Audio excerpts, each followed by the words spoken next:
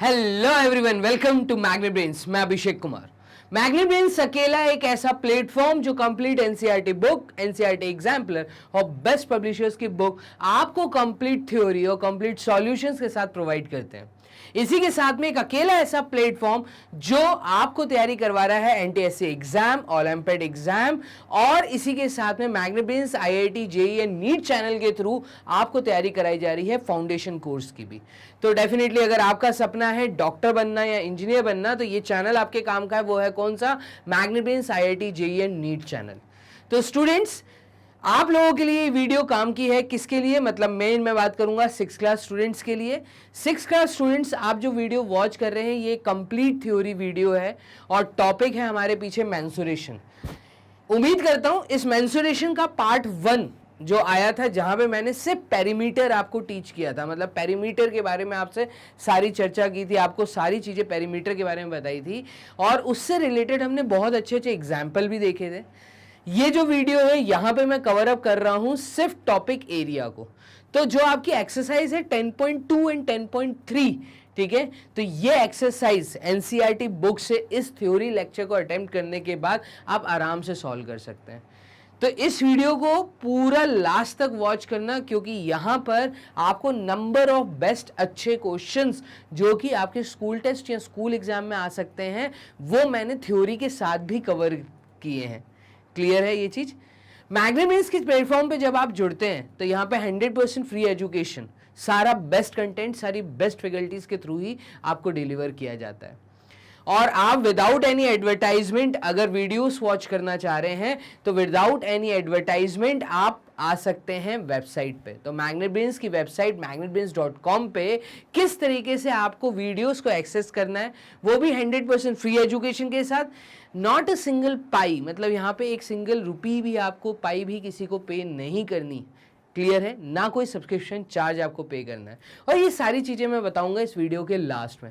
तो वीडियो को पूरा लास्ट तक वॉच करिए, क्योंकि लास्ट में हम बात करेंगे कि कैसे 100% फ्री एजुकेशन हम लोगों को भी सर्व कर सकते हैं और हम खुद भी इस वीडियो को, मतलब इन सारी वीडियोस को, अपने कोर्स को कंप्लीट तरीके से वॉच कर सकते हैं।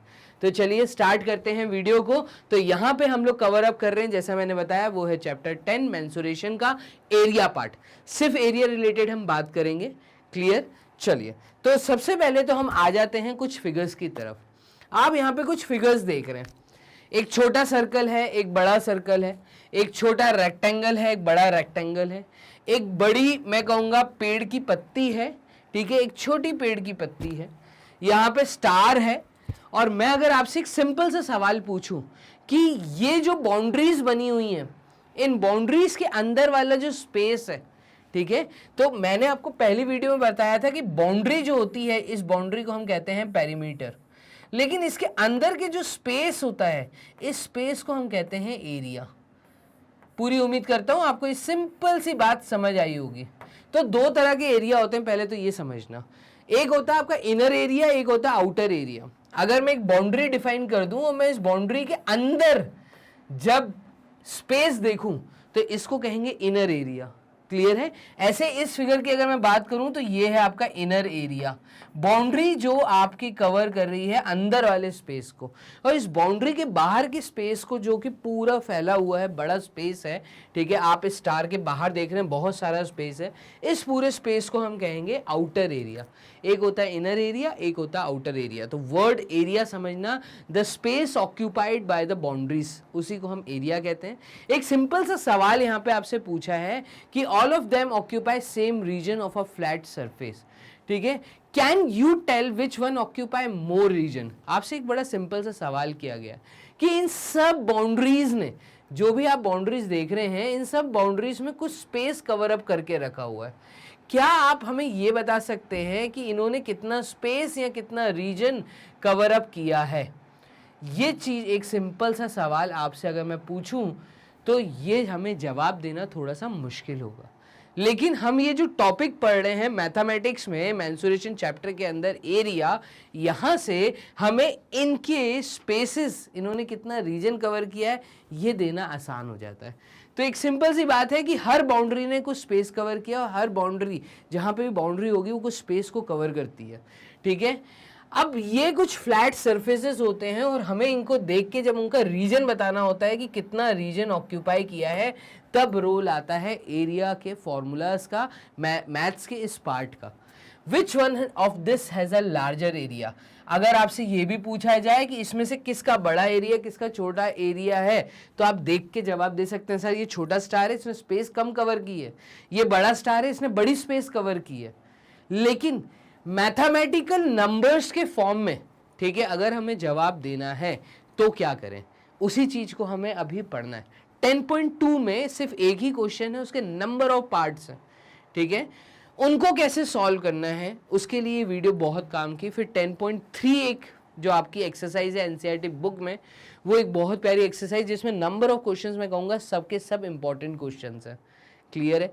तो यहाँ पर आपको जस्ट फिगर को देख के बड़ा छोटा बताने के लिए भी मैथमेटिकल नंबर्स का यूज करना पड़ेगा, और वहीं पे हम इस टॉपिक को पढ़ रहे हैं कि कैसे।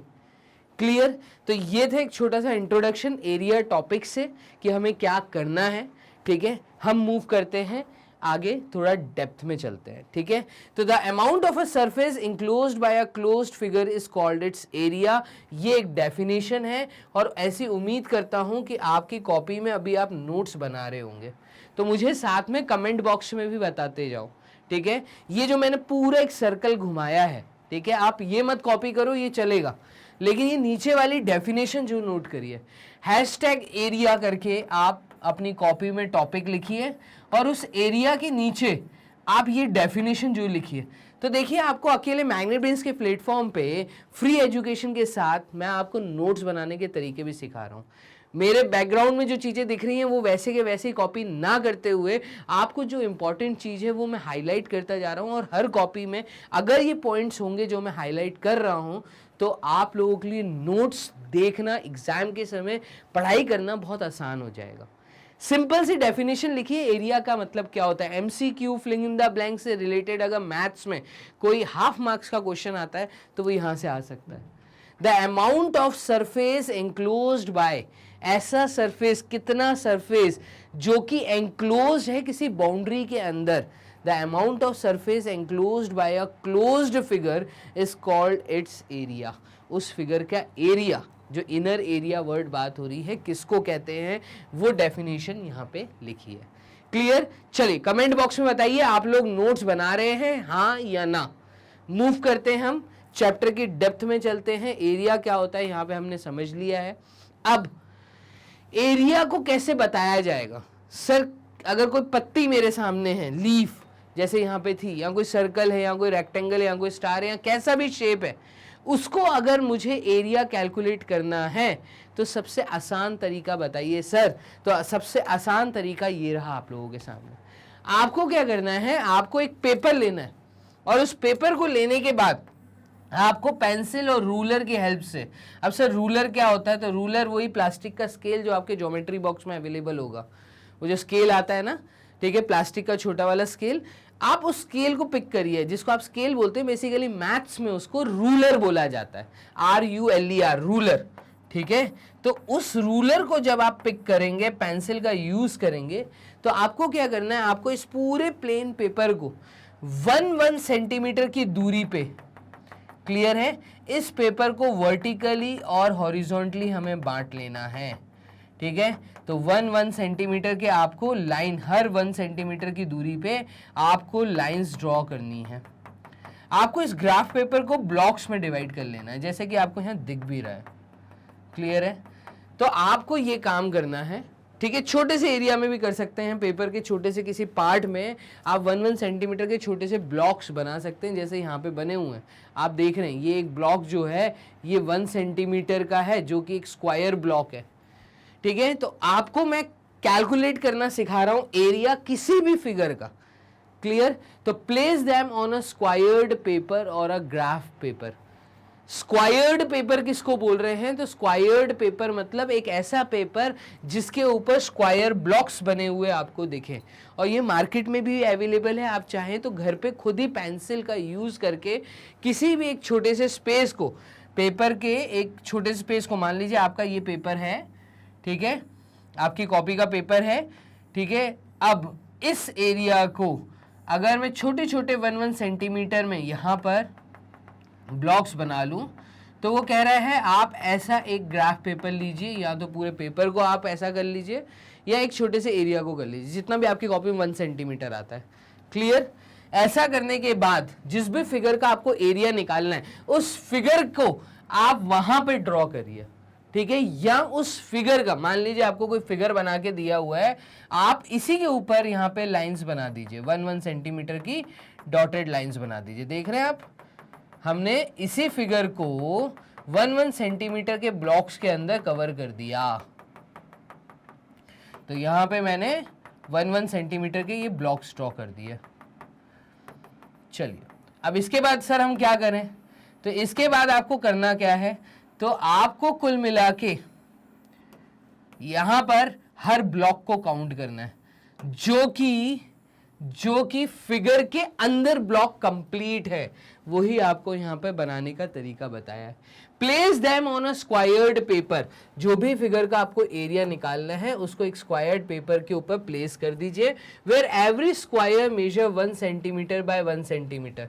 जब मैं वर्ड स्क्वायर बोलता हूं तो स्क्वायर का मतलब एक ऐसा 4 साइड का फिगर, एक ऐसा क्लोज्ड फिगर जिसकी 4 साइडें और हर साइड जो है वो 1 सेंटीमीटर की है।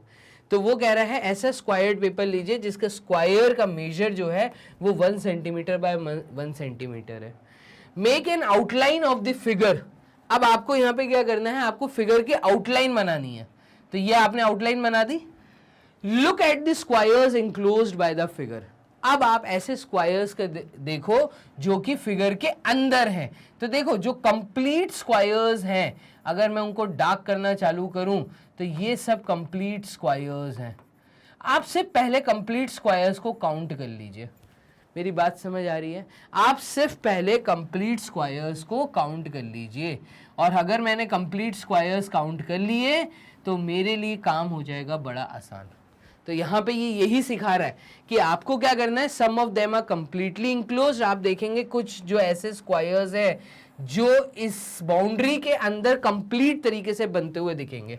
आप देख रहे हैं यहाँ से यहाँ तक ये जो स्क्वायर्स है ये कंप्लीट तरीके से फिगर के अंदर है, यहाँ से यहाँ तक ये कंप्लीट तरीके से फिगर के अंदर है।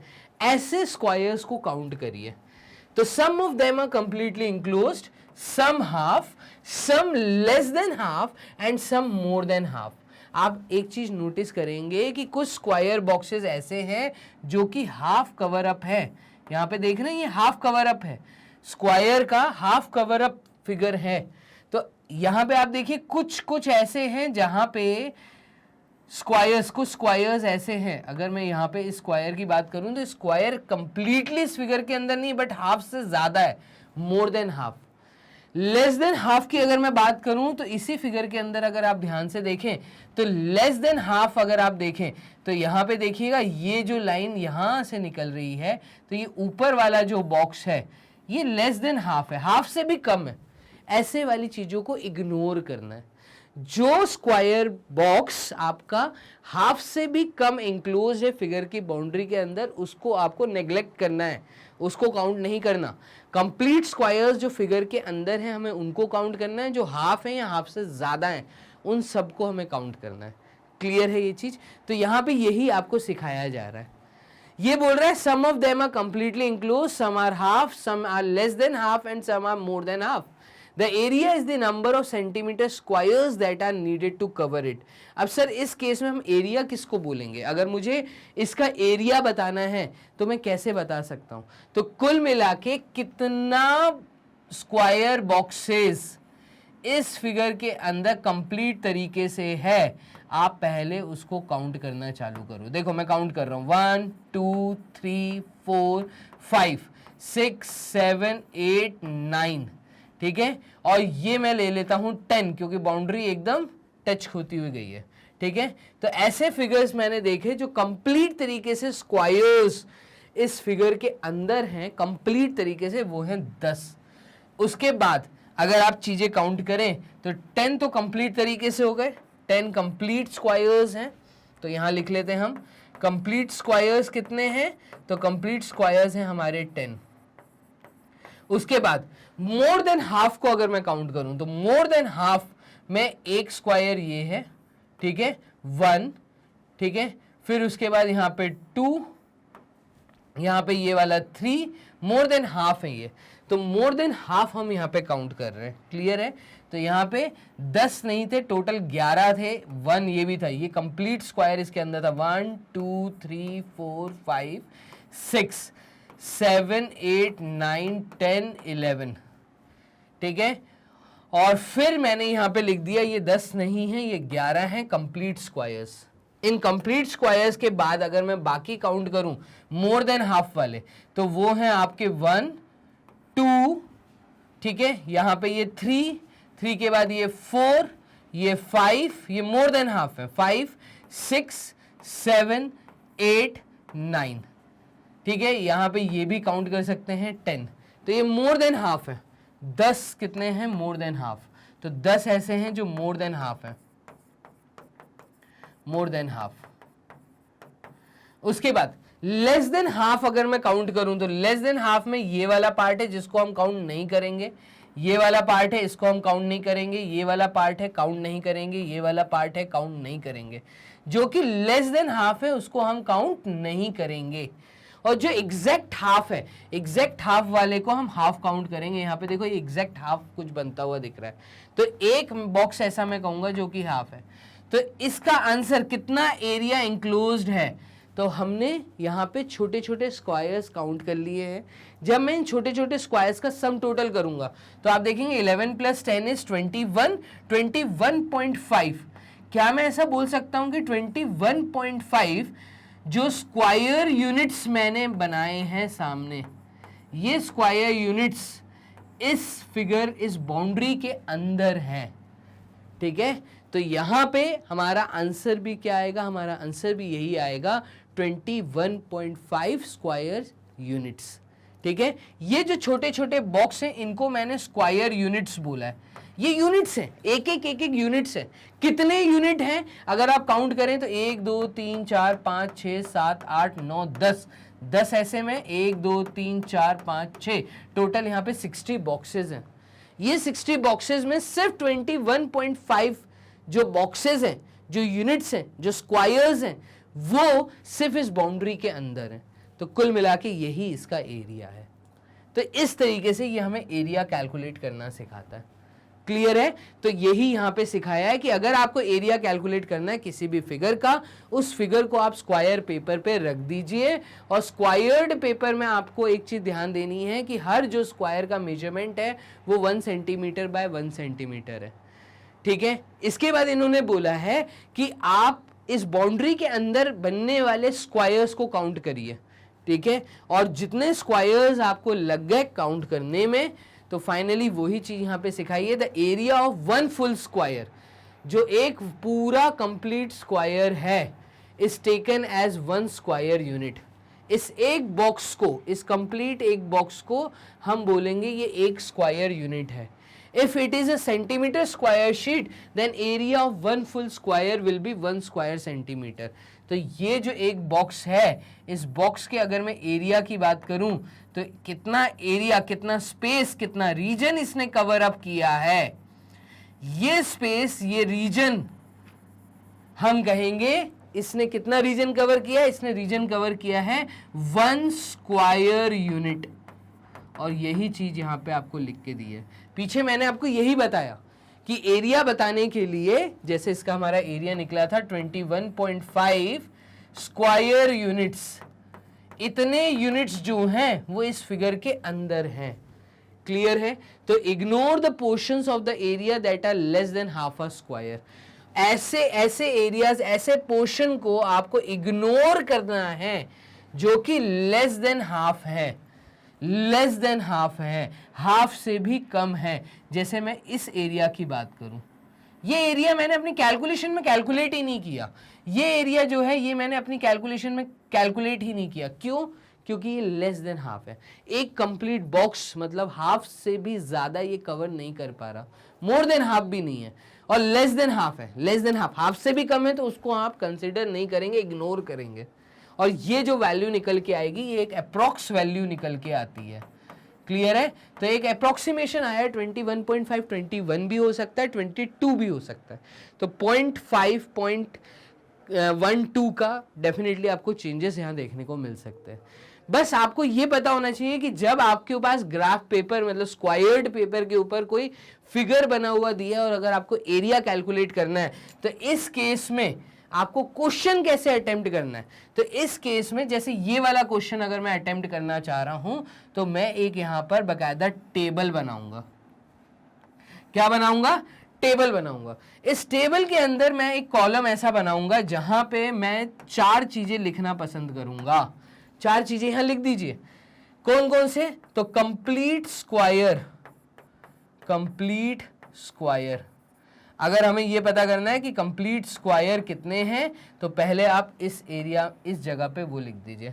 मोर देन हाफ को काउंट करूंगा उसके बाद में, मोर देन हाफ। देन मैं काउंट करूंगा हाफ, हाफ स्क्वायर, हाफ कितने स्क्वायर हैं। और उसके बाद मैं काउंट करूंगा कि less than half, less than half कितने हैं।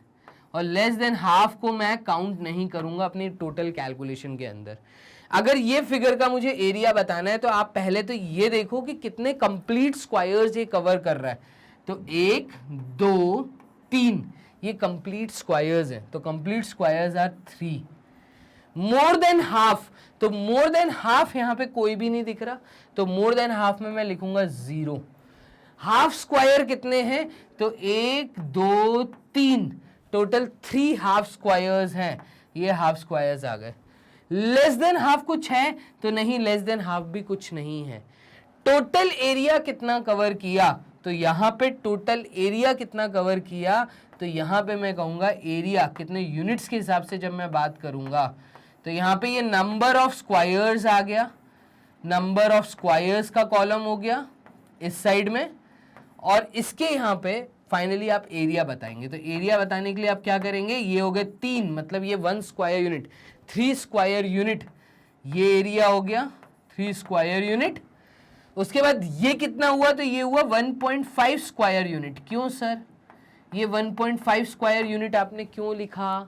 The reason is being 3 squares ऐसे थे जो हाफ थे, हाफ थे। इसका मतलब 2 हाफ मिलके एक कंप्लीट यूनिट बनाएंगे।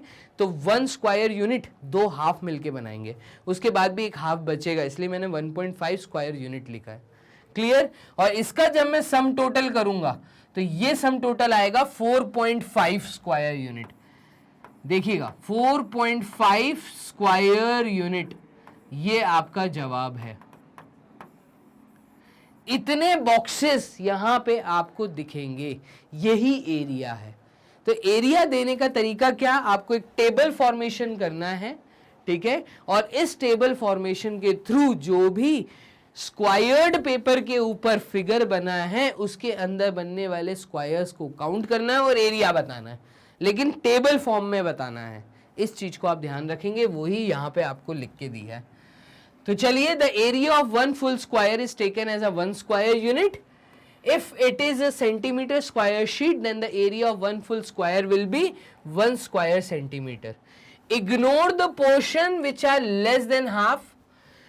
More than half of a square is in a region, just count it as a 1 square. जहां पे more than half area आपको दिख रहा है, अगर ये वाला आप फिगर देखें तो ये देखिए more than half cover up किया है, तो इस पूरे यूनिट को मैं 1 काउंट करूंगा। मोर देन हाफ कवर किया है यहां पर, तो इसको पूरा मैं एक यूनिट काउंट करूंगा।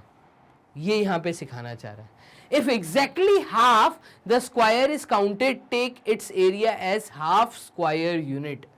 एग्जैक्टली हाफ है, जैसे एग्जैक्टली हाफ यहां पे बना के दिखाया, ये एग्जैक्टली हाफ है। क्लियर? तो एग्जैक्टली हाफ पोर्शन, ये 2 हाफ मिलके एक कंप्लीट बनाएंगे। तो इसलिए मैंने 1.5 बोला था जब अभी पीछे मैं टेबल सिखा रहा था। तो पूरी उम्मीद करता हूं कि आपको समझ आया होगा ये एरिया कैसे निकालते हैं। ये एरिया निकालने का तरीका था किस पे? स्क्वायर्ड शीट के ऊपर, स्क्वायर्ड पेपर जो मार्केट में भी अवेलेबल है, आप घर पे भी बना सकते हैं। कैसे बना सकते हैं वो मैंने आपको सिखाया। अब सर ये तो बहुत हैक्टिक काम लग रहा है सर, है ना, और ये जो एरिया हमने नेग्लेक्ट किए हैं इनका क्या करें? तो इनसे बचने के लिए हम पढ़ते हैं फॉर्मूला। हम क्या पढ़ते हैं? हम पढ़ते हैं एरिया का फॉर्मूला। तो वो हम यूज वहां करेंगे जहां पे हमारे पास स्ट्रेट लाइंस वाले फिगर्स होंगे, जैसे स्क्वायर हो गया, जैसे रेक्टेंगल हो गया, जैसे ट्राइंगल हो गया। उस केस में हम एरिया फॉर्मूले के थ्रू पढ़ेंगे। अभी यहाँ पे जो एक्सरसाइज है वो है आपकी 10.2 एक्सरसाइज, फर्स्ट क्वेश्चन, जिसमें नंबर ऑफ सब पार्ट्स हैं, एम या एन तक सब पार्ट्स हैं। उन सब में आपको यही कंसेप्ट लगाना है, टेबल वाला। क्लियर है? इसके बाद वाली जो एक्सरसाइज है 10.3, वहां पे हमें फॉर्मूले लगाने हैं। तो इसी वीडियो में मैं दोनों एक्सरसाइजेस का थ्योरी पार्ट आपको पढ़ा रहा हूं। यहाँ पे एक एरिया निकालना मैंने बता दिया। अभी तक हमने ये समझा है कि एरिया की डेफिनेशन क्या है, एरिया किसको बोलते हैं, और स्क्वायर पेपर के ऊपर एरिया कैसे कैलकुलेट करेंगे। क्लियर? अब हम थोड़ा सा चैप्टर के डेप्थ में और अच्छा अंदर चल रहे हैं, जहां पे हम इंट्रोड्यूस कराएंगे आपको कुछ क्वेश्चंस और कुछ फॉर्मूलाज से। ठीक है, तो पहले तो हम कुछ क्वेश्चंस को पिक कर लेते हैं। देखिएगा ये क्वेश्चन क्या कह रहा है। Find the area of a shape shown in the figure. अब देखो ये फिगर है और इसका एरिया बताइए। अभी वैसे मैं पीछे बता चुका हूं, लेकिन ये सवाल इस तरीके से आपको मिलने वाला है। ठीक है, और ये जो एग्जाम्पल 10 लिखा है, बेसिकली एग्जाम्पल 10 इसलिए लिखा हुआ है क्योंकि आपकी एनसीईआरटी बुक में जब ये चैप्टर आप ओपन करेंगे तो वहीं पर ये सवाल आपको मिल जाएगा। एग्जाम्पल 10 इसी चैप्टर के अंदर से ये क्वेश्चन को पिक किया गया, क्योंकि 2 मार्क्स या 3 मार्क्स का अगर सवाल आया, 3 तो नहीं, 2 मार्क्स के क्वेश्चन आएंगे, 1 या 2 मार्क्स, या हो सकता है हाफ मार्क्स के क्वेश्चन आए ये वाले। ठीक है, तो ये क्वेश्चन आने के पूरे चांसेस हैं, लेकिन ये चीज है, इंपॉर्टेंट सवाल है मैं कहूंगा, और 1 मार्क्स भी यहाँ मायने रखता है। अगर 1 मार्क्स के ऐसे कोई क्वेश्चन आया तो आपको क्वेश्चन को कैसे अटेम्प्ट करना है उस चीज पे हम फोकस कर रहे हैं। क्योंकि आप जब एक्सरसाइज पिक करेंगे कौन सी 10.2, तो वहां पे इसी तरीके के कई चीजें आपको दी हुई हैं, जिनको फिगर्स को देख के आपको कैसे अटेम्प्ट करना है। तो वही हम 3 क्वेश्चन करके आगे एरिया को और विस्तार में पढ़ेंगे, मतलब डिटेल में चल के पढ़ेंगे। क्लियर है? तो सॉल्यूशन लिख लीजिए। सॉल्यूशन लिखने के बाद आपको जो ड्राइंग दिया है उसको देख के हम यहां बनाएंगे चार्ट। तो चार्ट बनाएंगे हम यहां पे।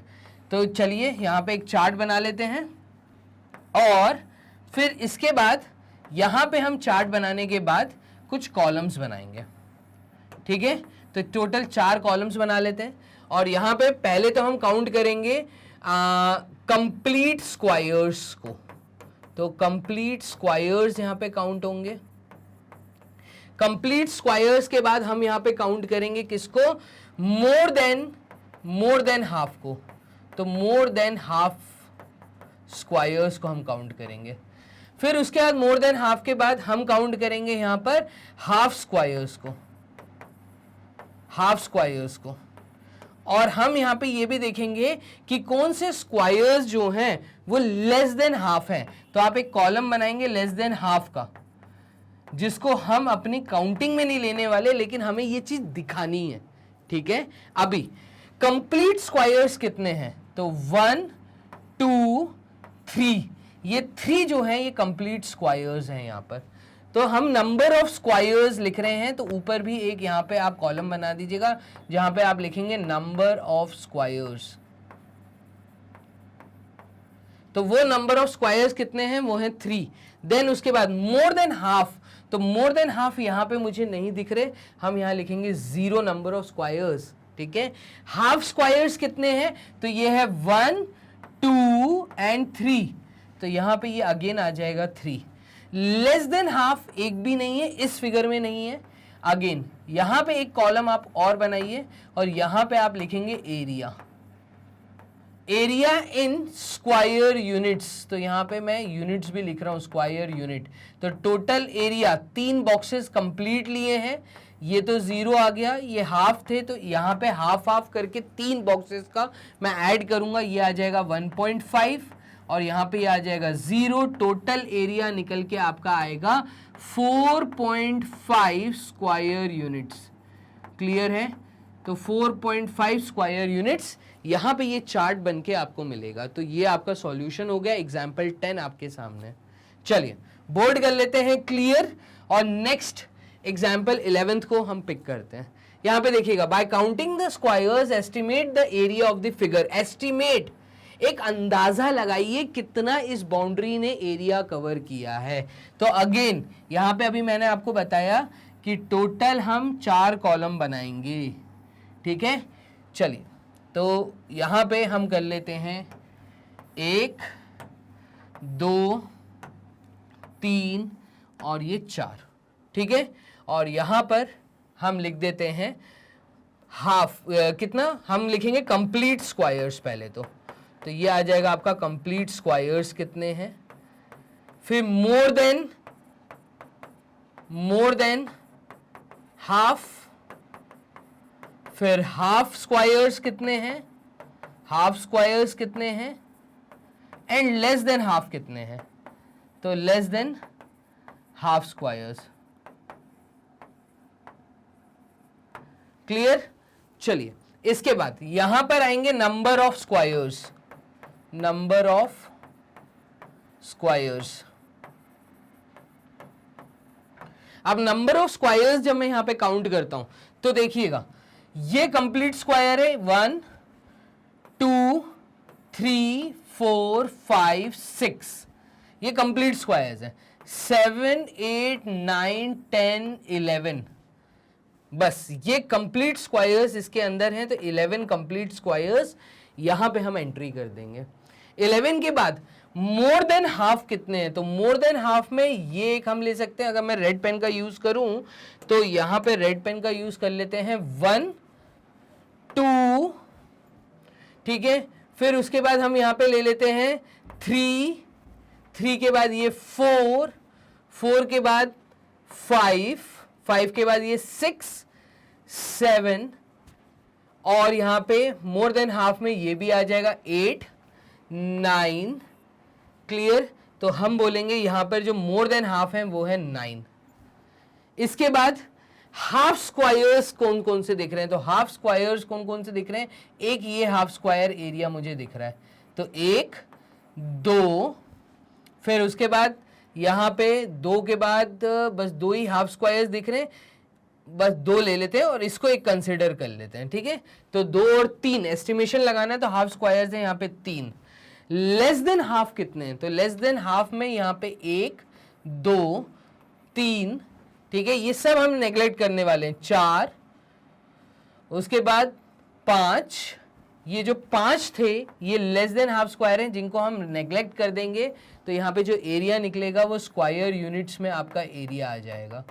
क्लियर है। तो यहाँ पे फाइनली मैं एरिया लिख रहा हूँ स्क्वायर यूनिट्स में, तो 11 कंप्लीट, मोर देन हाफ 9 जिनको हम कंप्लीट स्क्वायर्स काउंट करेंगे, और फिर हाफ स्क्वायर्स में यहाँ पे आ जाएगा 1.5। तो एक वैल्यू निकल के आएगी, वो आ रही है 11 + 1 = 12, 12 + 9 = 21.5। तो यहां पे सम टोटल आएगा 21.5 स्क्वायर यूनिट्स। 21.5 एस्टिमेशन लगाया, ये एस्टिमेटेड वैल्यू है। ये हो सकता है 21 स्क्वायर यूनिट्स हो सकता है ये 22 स्क्वायर यूनिट्स का एरिया निकले, तो 21.5 ये हमने एक एस्टिमेशन लगाया है कि ये इसका आंसर हो सकता है। क्लियर है। तो एरिया बताना था, एरिया इन स्क्वायर यूनिट्स, यहाँ पे नीचे मैंने सम टोटल बताया, इन सब का मैंने सम टोटल किया, इनका नहीं किया। ये नंबर ऑफ कंप्लीट स्क्वायर्स जो इस बाउंड्री के अंदर थे मैंने वो कैलकुलेट करके आपको बताया है। तो यहाँ पे एक एग्जाम्पल 10, एग्जाम्पल 11, मुझे ऐसा लगता है 2-2 मार्क्स के ये क्वेश्चन इंपॉर्टेंट सवाल हैं, या इस तरह का लीव का क्वेश्चन आ सकता है। ठीक है।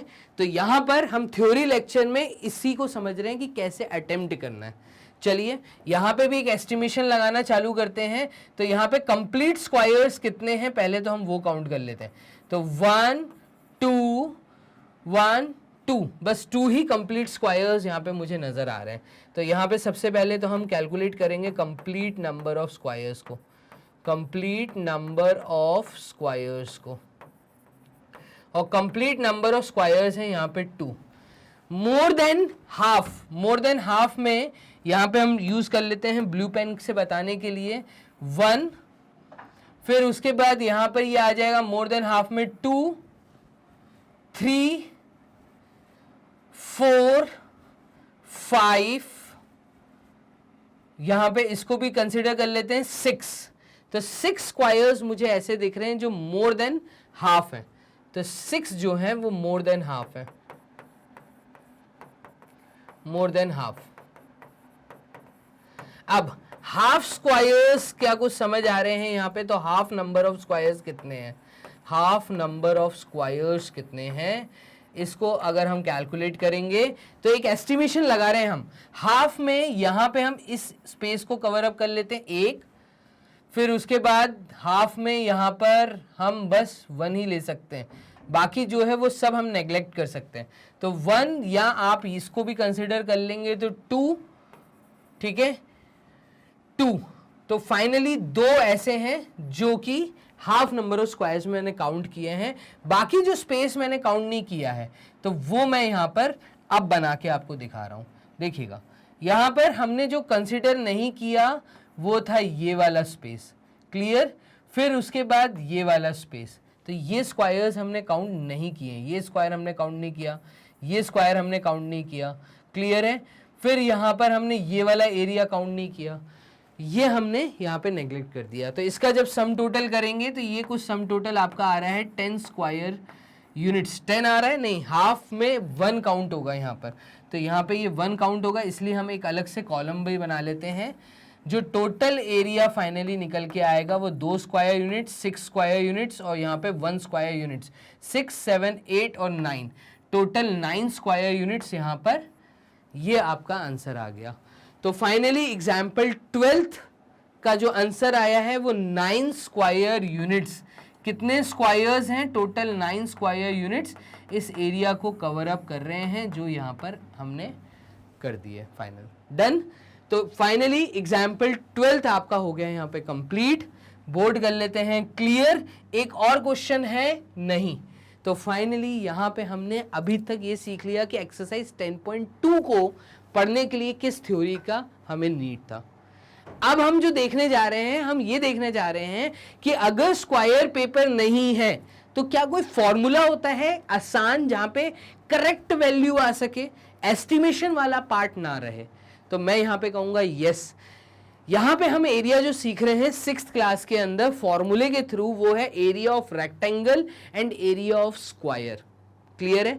तो 6th क्लास में सिर्फ 2 ही फॉर्मूले आपको सीखने हैं, एक एरिया ऑफ रेक्टेंगल कैसे डेराइव हुआ और एरिया ऑफ स्क्वायर कैसे डेराइव हुआ।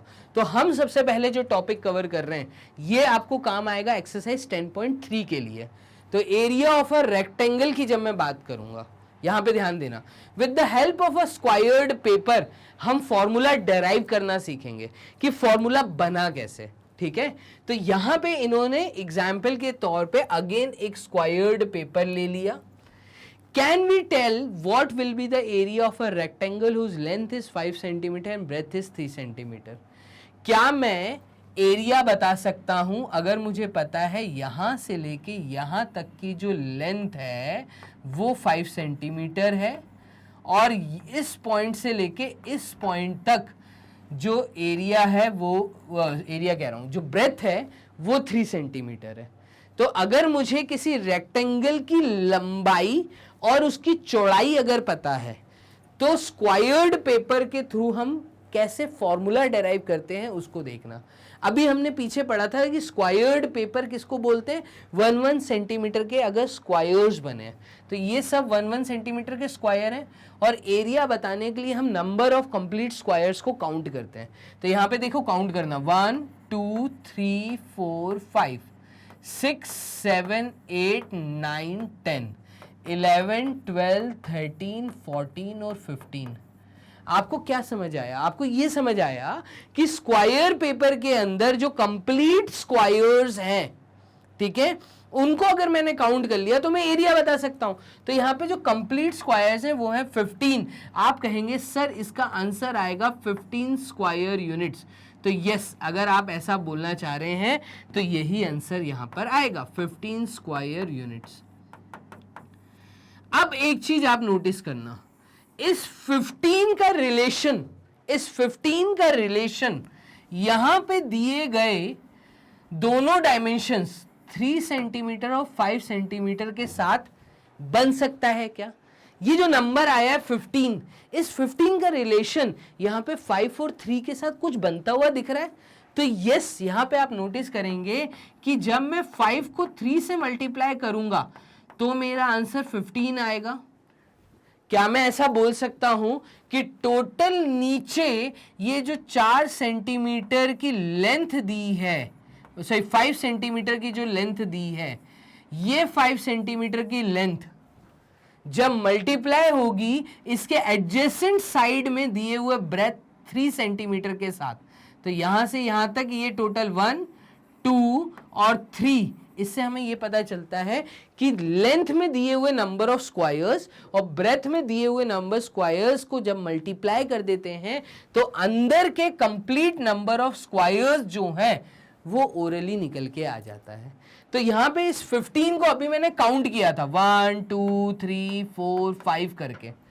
अब मैं क्या बोल रहा हूं, मैं सिंपल ये बोल रहा हूं कि जो भी आपको दोनों साइड दी हैं, अगल बगल वाली रेक्टेंगल में जो अगल बगल वाली एडजेसेंट साइड्स होती हैं, ठीक है, इनका अगर मल्टीप्लिकेशन करेंगे तो वही नंबर ऑफ स्क्वायर्स जो उस क्लोज्ड फिगर के अंदर हैं वो डायरेक्टली आ जाएंगे यहां निकल के, उनको काउंट करने की जरूरत नहीं। और इसकी भी जरूरत नहीं कि आपको कोई स्क्वायर पेपर दिया हो।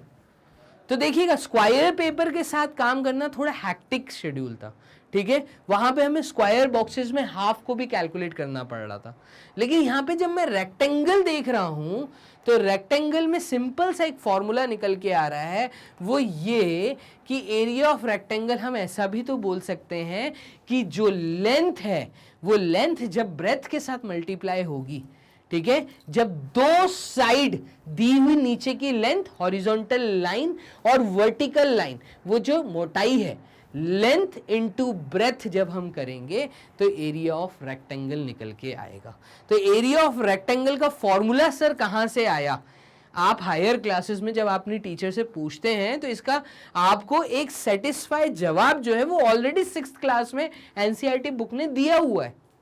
कैसे कि ये डेराइव कैसे होता है, लेंथ इनटू ब्रेथ फॉर्मूला कहां से आता है, तो यहां पे आपको तरीका सिखाया था स्क्वायर्ड पेपर पे काम करने का, नंबर ऑफ स्क्वायर्स को काउंट करने का तरीका। उसी तरीके से हमने ये फाइनली रूल निकाला कि जब भी किसी रेक्टेंगल का एरिया बताना है तो आप नीचे दिए हुए number of squares horizontal line में और वर्टिकल लाइन में अगर आप मल्टीप्लाई कर दें तो 5 इंटू 3, नीचे 5 स्क्वायर है, इधर 3 स्क्वायर्स है, या ऐसा बोल लो यहाँ पे 5 सेंटीमीटर है, एक एक स्क्वायर की जो लेंथ है वो 1 सेंटीमीटर की है, तो ये total 5 centimetre multiplied with 3 centimetre will give you what, it will give you 15 square centimetre.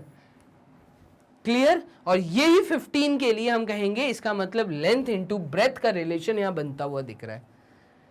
इसी प्रकार के आपको सवाल यहां पर आने वाले हैं। चलिए मूव करते हैं आगे, एक एग्जाम्पल पिक करते हैं। तो without using the graph paper, अब आपको ग्राफ पेपर का यूज नहीं करना। Can we find the area of a rectangle जिसकी लेंथ 6 सेंटीमीटर है और जिसकी ब्रेथ जो है वो 4 सेंटीमीटर है। तो लेंथ देखो ये 6 सेंटीमीटर है और ब्रेथ कितनी है, तो ब्रेथ है यहाँ पे 4 सेंटीमीटर। क्या आप बिना ग्राफ पेपर के, इससे पहले आप ये पढ़ रहे थे कि जब भी किसी फिगर का एरिया निकालना है उस फिगर को आप ग्राफ पेपर के ऊपर या आप स्क्वायर्ड पेपर के ऊपर बनाइए। अब ये कह रहा है without using the graph paper, square paper, क्या आप एरिया बता सकते हैं? तो यस, हम बता सकते हैं। कैसे बता सकते हैं? अभी पीछे हमने पढ़ा एरिया ऑफ रेक्टेंगल का फॉर्मूला, और एरिया ऑफ रेक्टेंगल का फॉर्मूला था लेंथ मल्टीप्लाइड विथ ब्रेथ। तो लेंथ मल्टीप्लाइड विथ ब्रेथ अगर हम करेंगे दैट मीन्स 4 मल्टीप्लाइड विथ 6 अगर हम करेंगे तो 4 इंटू 6 करके आप जवाब दे सकते हैं।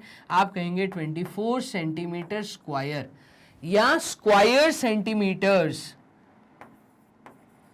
वर्ड्स में अगर लिखना है तो ये सबसे सही तरीका है वर्ड्स में लिखने का, और वर्ड्स में नहीं लिखना तो ये यूनिट भी आप लिख सकते हैं सेंटीमीटर की पावर में 2।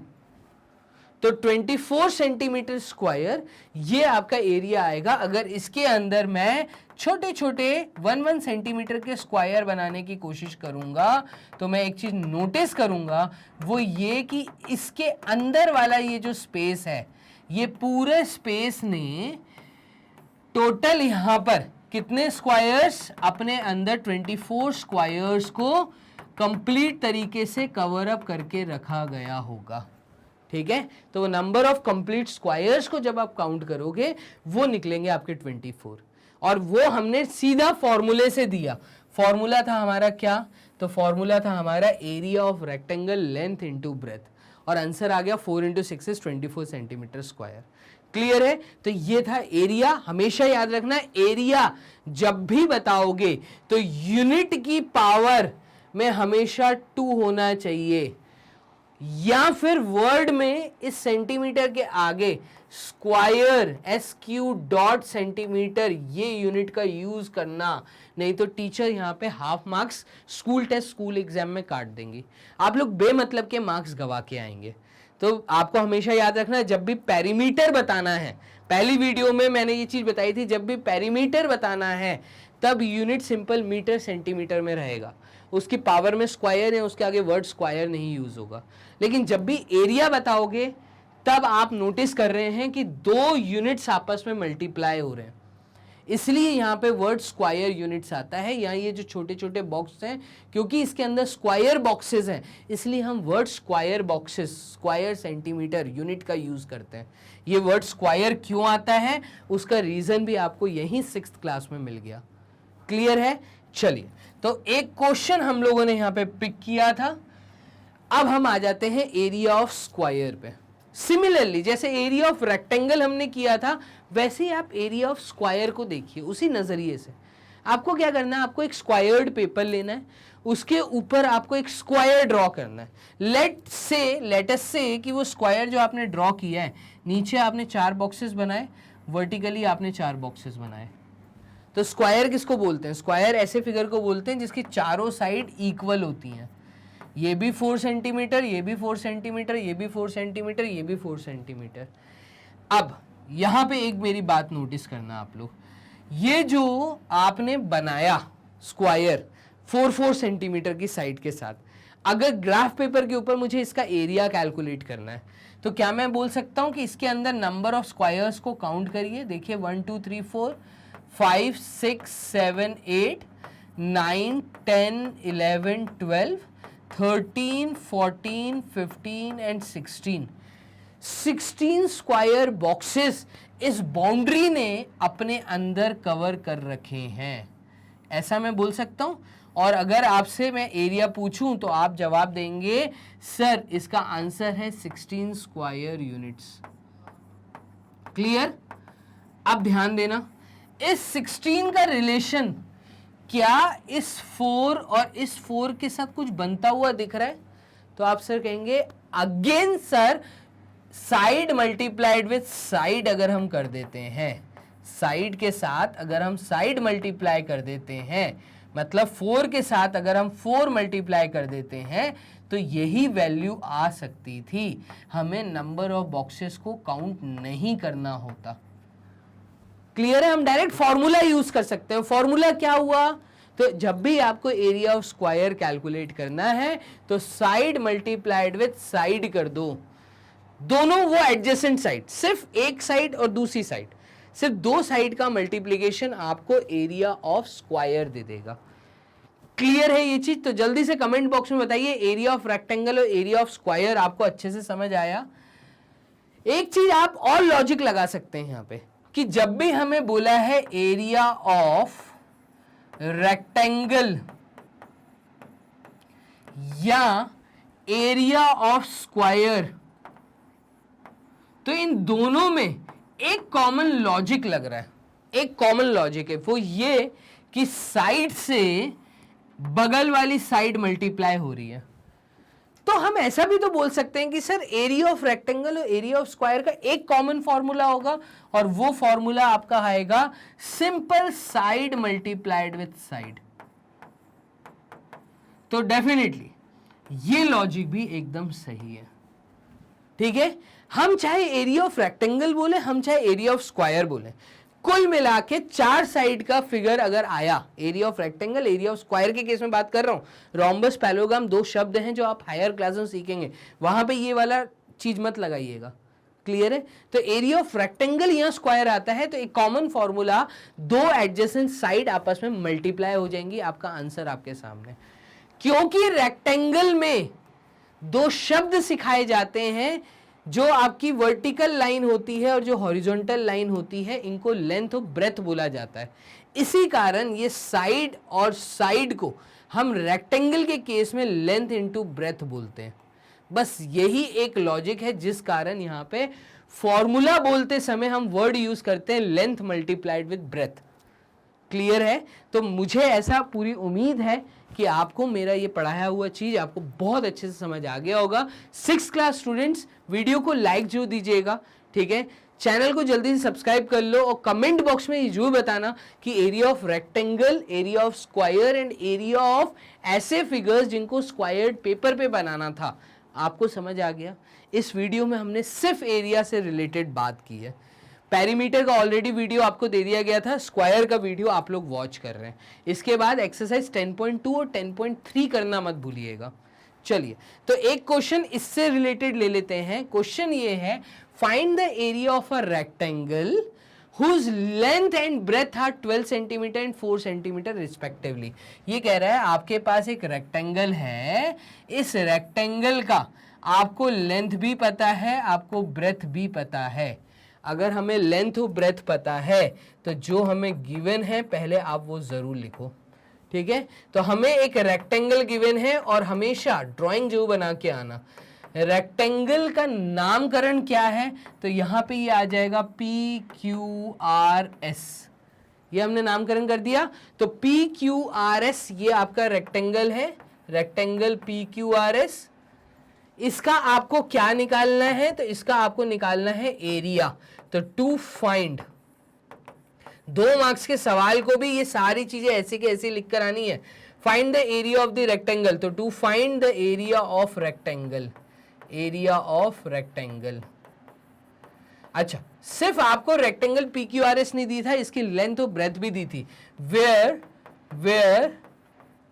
Length is equals to 12 centimetre and breadth is equals to, तो ब्रेथ आपको दी थी 4 सेंटीमीटर।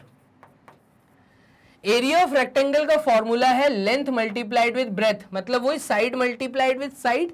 ये लेंथ कहलाती है, ये ब्रेथ कहलाती है। तो लेंथ इंटू ब्रेथ अगर मैं करूंगा, मतलब 12 इंटू अगर मैं 4 कर दूं, तो मेरा आंसर यहां पे आ रहा है 48 स्क्वायर यूनिट्स। बस आ गया आंसर। यहां तो ऐसे लिखकर आना, यहां आप लिखकर आना 48। अच्छा, यहां पे सेंटीमीटर दिया, तो यहां पे यूनिट्स ना लिख के हम स्क्वायर सेंटीमीटर लिखेंगे। यूनिट किस सेंस में दिया? तो सेंटीमीटर के उसमें दिया, स्केल में। तो हमने 48 स्क्वायर सेंटीमीटर लिख दिया, यहां 48 सेंटीमीटर पावर में यहां पे 2 लिख दिया। क्लियर है? तो इस प्रकार से आपने एग्जाम्पल 13 को कर लिया है सॉल्व। बोर्ड कर लेते हैं क्लियर। एक क्वेश्चन और पिक कर लेते हैं, इस सवाल की तरफ देखना, ये क्वेश्चन क्या कह रहा है। Find the area of a square plot of side 8 metre.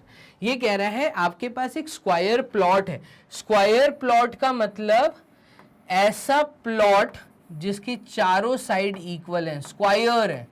And let this be square be ABCD। देखिएगा, आपको स्क्वायर प्लॉट गिवन है, तो यहाँ पे गिवन क्या है सबसे पहले तो हम वो लिख लेंगे। 2 मार्क्स का अगेन क्वेश्चन है ये। तो यहाँ पे आएगा एरिया, सॉरी गिवन में हमें दिया हुआ है स्क्वायर प्लॉट विथ, या ऐसा बोलो स्क्वायर प्लॉट ABCD। हम इस स्क्वायर प्लॉट का नाम बता देते हैं, ठीक है? Side equals to 8 metre, 8 metre की इसकी साइड है। तो 8 मीटर की साइड बोलिए, मतलब इसकी चारों साइड जो है वो 8 मीटर्स की हैं। और जब आपको इसका एरिया बताना है तो हमें क्या निकालना है? टू फाइंड, हमें यहां लिखना है area of square, area of square. और एरिया ऑफ स्क्वायर की जब मैं बात करूंगा तो ये है आपका साइड मल्टीप्लाइड विथ साइड। तो साइड मल्टीप्लाइड विथ साइड, इसमें कोई भी लेंथ और ब्रेथ नहीं बोलेंगे, ठीक है? इसकी क्योंकि सारी जो साइड्स हैं वो इक्वल होती हैं। तो साइड मल्टीप्लाइड विथ साइड, और वो आ जाएगा 8 मल्टीप्लाइड विथ 8, मतलब 64 स्क्वायर मीटर। या इसका आंसर अगर आप ऐसा लिखकर आते हैं तो भी सही है। ये दोनों आंसर हैं। क्लियर है? सिर्फ यूनिट का ध्यान रखना है। तो ये था आपका क्वेश्चन, मतलब एग्जाम्पल 14 आपकी एनसीईआरटी बुक से। क्लियर है? तो एनसीईआरटी बुक में 2-2 मार्क्स 3-3 मार्क्स के जो एग्जाम्पल में क्वेश्चंस दिए हैं वो जरूर करके जाइएगा। तो फाइनली आपने कर लिया यहाँ तक चीज़ों को सॉल्व। अब कुछ वेराइटीज आप देखेंगे। तो एग्जाम्पल 15-16 जो है ये वेराइटीज हैं। The area of a rectangular piece of cardboard is 36 square centimetre. अभी तक तो हम सिर्फ थ्योरी में ये पढ़ रहे थे कि रेक्टेंगल का एरिया कैसे निकालते हैं, एरिया का रेक्टेंगल कैसे निकालते हैं। अब हम वैरायटी देख रहे हैं कि इनके ऊपर बेस्ड वैरायटीज कैसे आती हैं। वैरायटी देखना, यहां पे क्या बोल रहा है, the area of a rectangular piece of cardboard. एक रेक्टेंगुलर पीस ऑफ कार्डबोर्ड है जिसका आपको एरिया नोन है। तो एरिया कितना दिया है, एरिया दिया है 36 स्क्वायर सेंटीमीटर। इसका मतलब यहां पे जो अंदर का स्पेस है, जो अंदर का रीजन है, वो रीजन ऑलरेडी आपको दे दिया 36 स्क्वायर सेंटीमीटर। इसके अंदर 36 नंबर ऑफ स्क्वायर्स होंगे। क्लियर है? ऐसे ही है, ठीक है। And its length is 9 centimetre. और क्लियरली बोल दिया इसकी आपको सिर्फ लेंथ पता है। लेंथ आपको पता है, लेंथ कितनी है, 9 सेंटीमीटर। तो आप बताइए इस कार्डबोर्ड की विड्थ क्या होगी, इस कार्डबोर्ड की विड्थ क्या होगी। ये इसकी विड्थ है, यहां से यहां तक ये कितना लंबा होगा, ये आपको जवाब देना है। तो देखिए ड्राइंग जो बना के आइएगा, जैसे मैं बना रहा हूं प्रॉपर तरीके से। मैं कहूंगा ये 2, 2.5, 3 मार्क्स का सवाल डेफिनेटली आपके स्कूल एग्जाम में आपको देखने को मिलेगा, पक्का। ये वैरायटी, ठीक है, सिमिलर क्वेश्चन तो नहीं, हाँ वैल्यूज चेंज कर देंगे वो। चलिए देखिएगा, गिवन में क्या मैं ये लिख सकता हूं कि मुझे यहां पर एक square piece of rectangular cardboard दिया है जिसका नाम है ABCD। तो इसको हम मेंशन कर देते हैं, ABCD इज अ रेक्टेंगुलर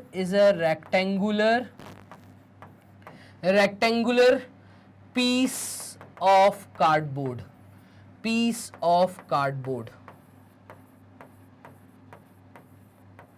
ठीक है। वेयर लेंथ ऑफ कार्डबोर्ड आपको नोन है। Length of cardboard is what, 9 centimetre. And आपको विड्थ नहीं पता, आपको एरिया पता है, ठीक है। तो area of cardboard is equals to 36 square centimetre. As we know, या ऐसा लिख दीजिए, टू फाइंड, हमें पता क्या करना है, तो हमें विड्थ पता करनी है। विड्थ ऑफ कार्डबोर्ड हमें कैलकुलेट करनी है, विड्थ ऑफ कार्डबोर्ड। तो यहां पे कर देते हैं विड्थ ऑफ कार्डबोर्ड। और विड्थ बताने के लिए देखिए हम यहां पे लिखेंगे एज वी नो, जैसा कि हमें पता है। और हमें ये पता है कि एरिया ऑफ रेक्टेंगल क्या होता है। इसको बकायदा इस फॉर्मूले को आप बॉक्स में जरूर डाल के आना। Area of rectangle is equals to length multiplied with breadth. Clear है? तो ये फॉर्मूला आप बॉक्स में अगर आप डाल के आएंगे तो टीचर आपको यहां पे अच्छे मार्क्स देंगी, ठीक है। आगे देखिएगा, क्या मैं ऐसा लिख सकता हूं, देयरफॉर एरिया मुझे क्योंकि 36 पता है और मुझे लेंथ पता है, लेंथ मुझे 9 पता है, मुझे विड्थ नहीं पता, मुझे ब्रेथ नहीं पता, यहां पे मैं W लिख देता हूं, let it be a W, ठीक है। तो यहां पे क्या मैं ऐसा बोल सकता हूं कि 36 divided by 9 is equals to width, W की वैल्यू आ जाएगी। सर 36/9 क्यों आया? तो आप नोटिस करना 9W के साथ किस रिलेशन में, मल्टीप्लाई। जब ये इधर आएगा तो ये ट्रांसपोजिशन मेथड कहलाता है। जब ये 9W का साथ छोड़ेगा, यहां आएगा मल्टीप्लिकेशन का साथ छोड़ के यहां डिवीजन में चला जाएगा। और 36 के टेबल में क्या 9 के टेबल में क्या कहीं 36 आता है? तो चलिए इसको आप कॉमन अगर फैक्टर्स को काटेंगे तो 3 1 टाइम्स 3, 3 2 टाइम्स 6 एंड 3 3 टाइम्स 9, और आप देखेंगे 3 4 टाइम्स होता है 12। तो मैं ऐसा कहूंगा कि जो विड्थ आएगी वो आएगी 4। 4 क्या यूनिट लिखना जरूरी है। तो मैं कहूंगा W निकल के आया तुम्हारा 4 सेंटीमीटर। ये आपका आंसर है। The rectangle with area 36 square centimeter and the length having 9 centimeter would have the width of 4 centimeter. जल्दी से कमेंट बॉक्स में बताइए ये क्वेश्चन की वैरायटी कैसे अच्छी लगी कि नहीं। 3 मार्क्स का सवाल है, इंपॉर्टेंट क्वेश्चन है, कहीं ना कहीं आपको स्कूल एग्जाम में पक्का है देखने को मिलेगा। डन, ठीक है। तो एग्जाम्पल के थ्रू मैं इस थ्योरी लेक्चर में आपको वेराइटीज कवर अप करा रहा हूं। ये नेक्स्ट वेराइटी देखना, Bob wants to cover the floor of a room. किसी कमरे का फ्लोर मतलब नीचे का फर्श, ठीक है। तो बॉब जो है एक स्टूडेंट का नाम, एक बच्चे का नाम या किसी भी कैरेक्टर का नाम है। बॉब ऐसा चाहता है कि वो अपने रूम के फर्श को, अपने रूम के फ्लोर को 3 metre wide and 4 metre long tiles के साथ कवर कर दे, ठीक है। अब जो उसका फ्लोर है, floor of a room 3 metre wide, वो जो फ्लोर है, जो उसके रूम में नीचे फ्लोर है, उसके विड्थ और उसकी लेंथ आपको दी हुई है। तो यहाँ पे लेंथ देखो आपको दी है 4 मीटर लॉन्ग, ये 4 मीटर लॉन्ग है और इसकी जो विड्थ है वो है 3 मीटर वाइड। विड्थ कितनी है? 3 मीटर। ये फ्लोर दिया है आपको, तो यहाँ पे ये जो फ्लोर दिया है इसको हम इस तरीके से यहाँ पे डिजाइन कर देते हैं। चलिए, तो कुल मिला के मैं ऐसा कहता हूँ, let ABCD be a floor of a room, ऐसा बोल दें। तो इन वर्टेक्स का हम नाम दे देते हैं ABCD और यहाँ पे बोल देते हैं हमें क्या गिवन है। तो हमें गिवन है ABCD is a floor of room, floor of room, length of room या लेंथ ऑफ ABCD या लेंथ ऑफ रूम जो आपको लिखना है, length of room is equals to what? तो ये है 4 metre. And width of room, वो कितना चौड़ा है, कितना चौड़ाई है उसकी, तो विड्थ ऑफ रूम कितनी है? तो विड्थ ऑफ रूम है हमारी 3 metre. If each square tile is of side 0.5 metre. अब देखो यहां पे ये ट्विस्ट क्या दिया है, इन्होंने बोला है कि यहां पर आपको छोटी छोटी टाइल्स लगवानी है। और ये टाइल कैसी दी है, अगर आप ध्यान से क्वेश्चन पढ़ें तो हर एक टाइल जो है वो स्क्वायर शेप की है, स्क्वायर टाइल है। स्क्वायर का मतलब यहां पे जिसकी चारों साइड इक्वल हो। तो टाइल ऐसी है जो कि स्क्वायर शेप की है और यहां पे जो साइड है वो है 0.5 metre. Then find the number of tiles required to cover the floor of the room. कितनी टाइल्स मुझे नीड होंगी इस पूरे फ्लोर को कवर करने के लिए। तो देखिए, आप अपने घर में अपने पेरेंट्स की हेल्प कर सकते हैं। अगर आपके घर में टाइल्स नहीं है, आपको टाइल्स लगवानी है, तो आप आराम से नंबर ऑफ टाइल्स कितनी लगेंगी उसको काउंट कर सकते हो। क्लियर है? तो यहां पे कैसे काउंट कर सकते हो? तो देखो, आपको फ्लोर का लेंथ ऑफ विड्थ पता है, तो सबसे पहले ये टाइल लगनी कहां है? ये टाइल लगनी है कुल मिला के हर एक सरफेस, हर एक उस रीजन पे जो इस रूम के फ्लोर को कवर कर रहा है। मतलब इस बाउंड्री के थ्रू जो स्पेस कवर हो रही है, जो रीजन कवर हो रहा है, वहीं पे ये टाइल फिक्स होनी है। तो हम क्यों ना सबसे पहले एरिया निकाल लें। तो एरिया ऑफ रूम अगर मुझे कैलकुलेट करना है, और रूम क्योंकि एक रेक्टेंगल है, इसकी एक लेंथ है, एक विड्थ है, तो मैं कहूँगा लेंथ मल्टीप्लाइड विथ विड्थ कर दो। तो ये हमारा आ जाएगा 4 multiplied with 3, that is 12 metre square. ये आपका एरिया ऑफ रूम आ गया। क्लियर है? तो इसको हम एक बॉक्स में डाल देते हैं। अब हम आ जाते हैं स्क्वायर टाइल के ऊपर। तो स्क्वायर टाइल की जब मैं यहां पे बात करूंगा तो देखिएगा, also given tile is of square shape. Tile कैसी है? ये एक स्क्वायर शेप की टाइल है, ठीक है, जिसका साइड जो है, side of tile is equals to 0.5 metre. तो हम यहां पे बोल सकते हैं एरिया ऑफ वन टाइल। एक टाइल का एरिया कैलकुलेट करो, क्योंकि ये टाइल स्क्वायर शेप की है तो यहाँ पे हम बोलेंगे area of tile is equal to side multiplied with side, और ये वैल्यू हमारी आ जाएगी 0.5 मल्टीप्लाइड विथ 0.5, और 5 इंटू 5 होता है 25, तो 0.25 मीटर स्क्वायर ये एरिया ऑफ वन टाइल आएगा, एरिया ऑफ वन टाइल। इसको डाल दीजिए एक बॉक्स के अंदर। अब देखिएगा कुल मिला के अब मुझे क्या बतानी है, नंबर ऑफ टाइल्स कितनी। तो यहां पे एक ले लेते हैं हम लोग ब्लैंक शीट, और इस ब्लैंक शीट पे आप ध्यान दीजिएगा। चलिए अब ये क्वेश्चन सर कितने मार्क्स का आ सकता है, तो डेफिनेटली मैं कहूंगा 3 से 4 मार्क्स का सवाल है।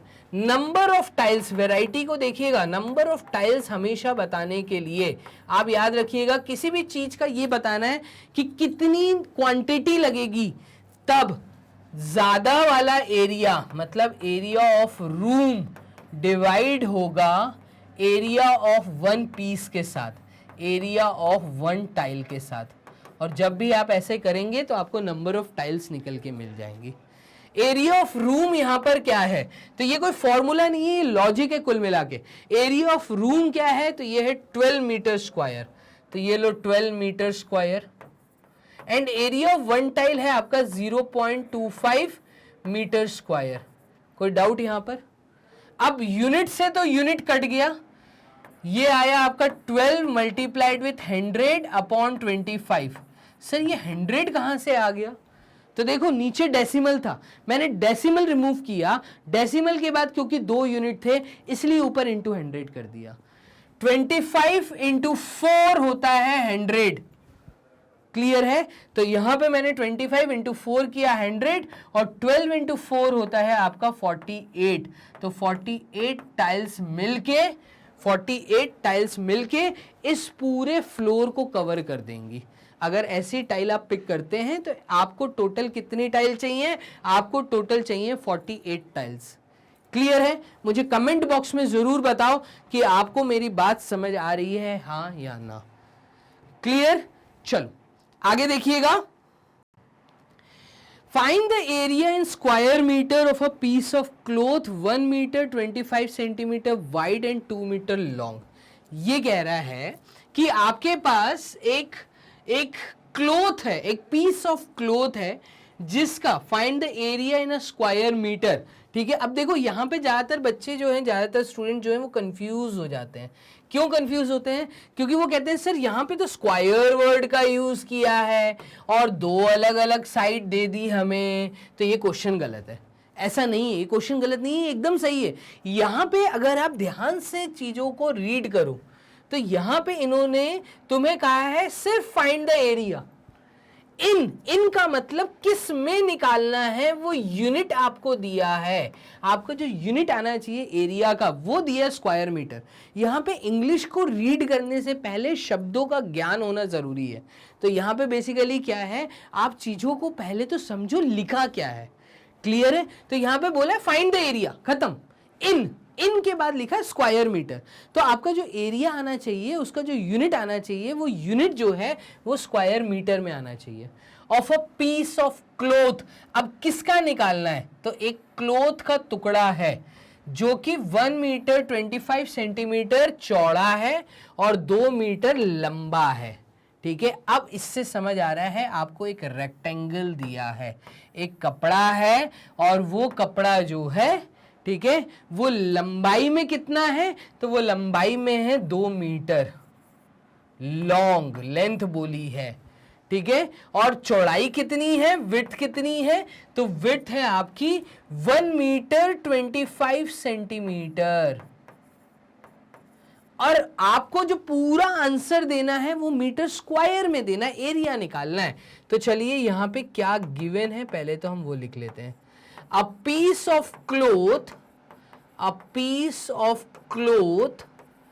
with length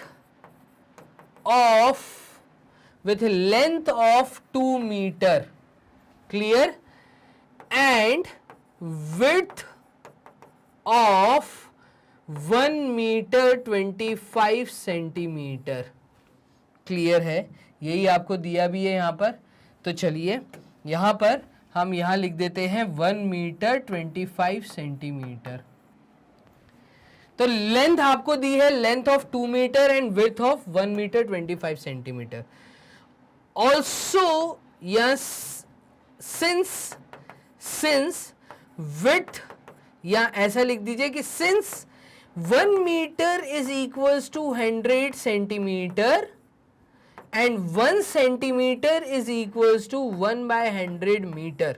सर ये क्या लिखा ये नहीं समझ आया, और ये क्यों लिखा वो भी समझ नहीं आया।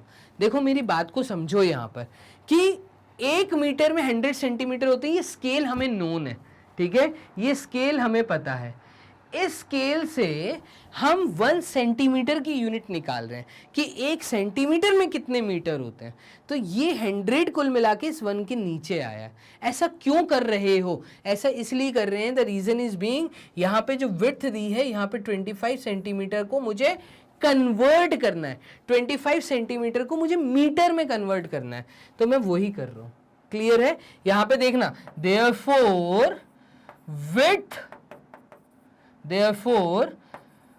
width of cloth is equals to 1 metre plus 25 centimetre.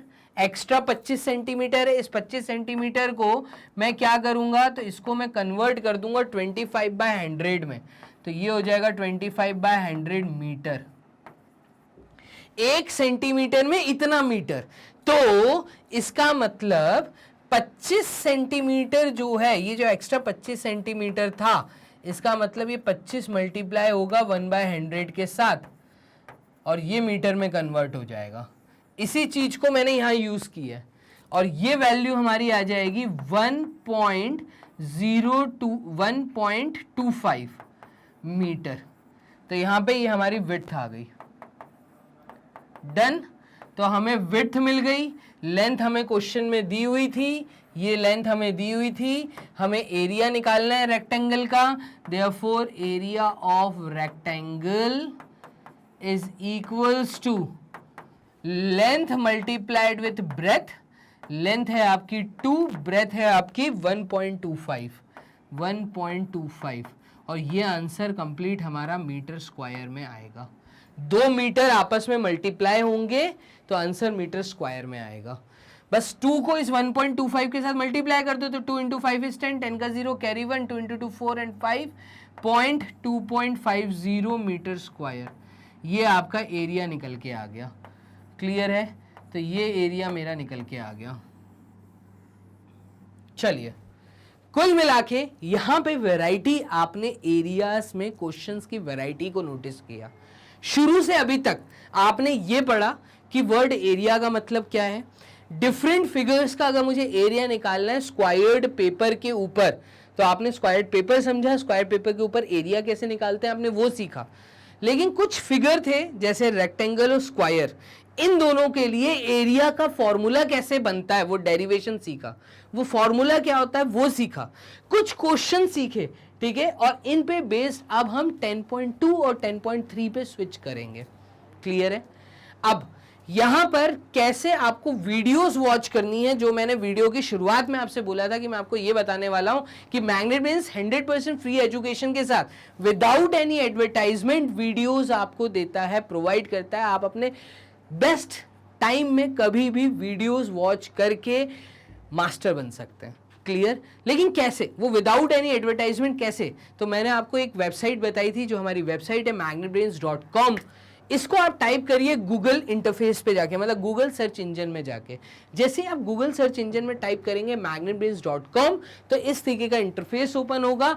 Explore top courses के हेड के नीचे क्लास 6th आपको यहां मिलेगा। क्लास 6th की जैसे ही क्लिक करेंगे तो सारी टीचर्स आपके सामने, चाहे मैथ्स की टीचर हो, चाहे हिंदी की टीचर हो, संस्कृत टीचर हो, सोशल की टीचर हो, आपकी मैथ्स की टीचर हो, आपको मैथ्स मेरे थ्रू पढ़ना है, आप मेरी फोटो के नीचे वॉच नाउ क्लिक करिए तो एक रेड कलर का ऑप्शन आता है वॉच नाउ। जैसे ही आप वॉच नाउ क्लिक करते हैं तो उन पर्टिकुलर टीचर द्वारा पढ़ाए हुए सारे चैप्टर वाइज टॉपिक्स आपके सामने आ जाएंगे। अब आपको करना क्या है, आपको जोन सा चैप्टर वॉच करना है। चैप्टर 1 आपको वॉच करना है जिसकी नाम है नोइंग अवर नंबर्स, उसको क्लिक करिए।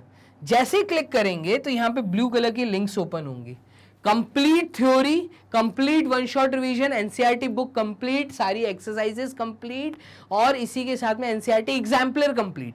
मोस्ट इंपॉर्टेंट क्वेश्चंस यहाँ पे आपको अवेलेबल है हमारी वेबसाइट पे 100% फ्री एजुकेशन के साथ। आपको जो सा वीडियो वॉच करना है उस वीडियो को क्लिक करो और क्लिक करते ही आप आ जाएंगे उस वीडियो पे। तो इतना आसान है घर बैठे बैठे तैयारी करना, वो भी 100% फ्री एजुकेशन के साथ। अठन्नी भी आपको कहीं पे नहीं करनी, ना कोई सब्सक्रिप्शन चार्ज आपको पे करना है। सिर्फ करने 3 छोटे काम। वो क्या? अभी जल्दी से लाइक दे दीजिए। अगर आपने पूरी लेंथ में अभी तक हमें लाइक नहीं दिया तो वीडियो को जरूर लाइक दीजिए, क्योंकि इससे टीचर मोटिवेट होते हैं। और इसी के साथ में वीडियो की लिंक को शेयर करना ना भूलिए। तो शेयरिंग, यहाँ पे अपने दोस्तों की हेल्प करिए, टीचर को मोटिवेट करिए, दोस्तों की हेल्प करिए, और साथ ही अपनी हेल्प के लिए आपको सारी वीडियोस के नोटिफिकेशन टाइम रिलेटेड मिल जाए तो जल्दी से चैनल को सब्सक्राइब कर लीजिए, बेल आइकन दबा दीजिए, कोई चार्जेस पे नहीं करने। क्लियर है? आपके पास जल्दी से जल्दी पहले नोटिस आ जाएगा, जैसे ही कोई वीडियो फ्लोट होती है तो उस वीडियो का नोटिफिकेशन आपको पहले मिलेगा। क्लियर? चलो मिलते हैं एक्सरसाइजेस में, तब तक अपना ध्यान रखो। Bye and take care.